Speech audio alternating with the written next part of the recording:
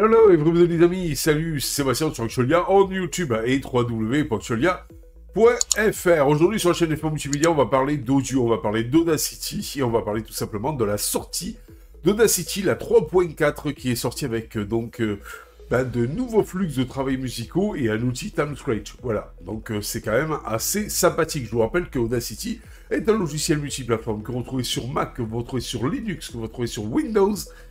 Et ça, c'est top. Et voire même sur Chrome OS, si vous prenez l'émulation Linux.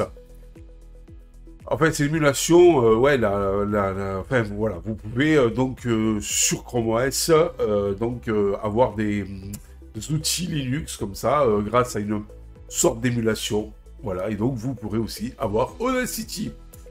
Alors, une toute nouvelle version d'Audacity, de cette station de travail audio, de retouche audio, qui je vous rappelle est open source, donc a été publiée dans les bacs.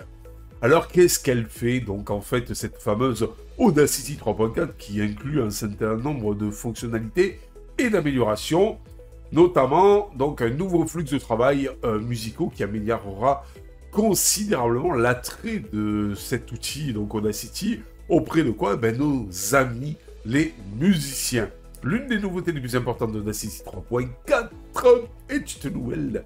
est une toute nouvelle grille de temps et de mesure. Cette nouvelle vue facilite l'alignement des clips sur le tempo et le rythme d'un projet, avec des options permettant d'afficher les subdivisions et d'aligner les clips sur le rythme le plus proche. Et ceci beaucoup plus précis que d'autres outils concurrents.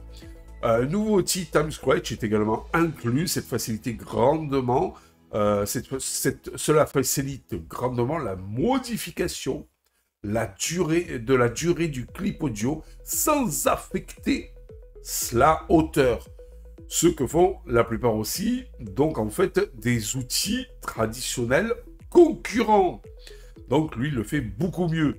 Pour ce faire, il utilise un nouveau algorithme spécialement conçu pour la musique qui, selon le projet, surpasse les concurrents, même commerciaux.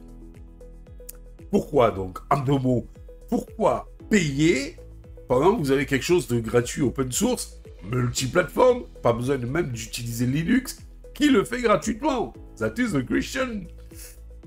Enfin, il existe une nouvelle vue d'exportateur qui regroupe toutes les options dans une seule fenêtre. Pas besoin d'ouvrir différentes boîtes de dialogue pour ajuster à des choses au préalable. Audacity déclare que l'exportateur dispose désormais du navigateur de fichiers natif, vous donnant accès à tous vos dossiers favoris. Alors, qu'est-ce qu'il y a comme d'autres changements chez Monsieur Audacity 3.4? Pour le MP3, Audacity utilise désormais toujours le mode One Stéréo. Les couleurs du spectrogramme sont désormais perceptuelles uniformes. La logique de collage simplifiée. Les pistes stéréo sont désormais toujours début-fin de clips synchronisés. Seront toujours désormais début-fin de clips synchronisés. La fréquence d'échantillonnage du projet ne change plus lors de l'importation audio. La barre d'outils de signature rythmique s'affiche désormais par défaut. Le bouton solo est réglé par défaut en mode multipiste. Les pistes temporelles ont une plage de départ plus large par défaut. Les clips ne fusionnent plus en cliquant sur la bordure entre eux. Et vous avez la prise en charge des opus. C'est pas cool tout ça? Donc une mise à niveau assez sympathique, rendant encore meilleur l'un des produits phares des éditeurs audio gratuits, disponibles, open source et sur toutes les plateformes. Je vous rappelle Linux, Windows, Mac et même Chrome OS à travers son émulation Linux. C'est pas cool? Alors, vous avez bien sûr, pour ceux qui veulent la dernière version, qui sont sur des fixed relays ou sur des versions LTS et qui ne pourront pas avoir la dernière version puisqu'elle ne sera pas mise à jour, eh bien vous pouvez aller toujours, parce que c'est disponible, sur le Flat Hub, voilà, et installer directement notre ami Audacity. Pour les amoureux du Snap, vous avez aussi cette version qui est disponible sur le Snap Store. Vous savez tout. Voilà. Allez, sur ce, je vous dis à ciao pour une prochaine vidéo. Je vous invite à liker notre vidéo et je vous invite à vous abonner si ce n'est pas le cas. Cela nous encourage à continuer. Ciao.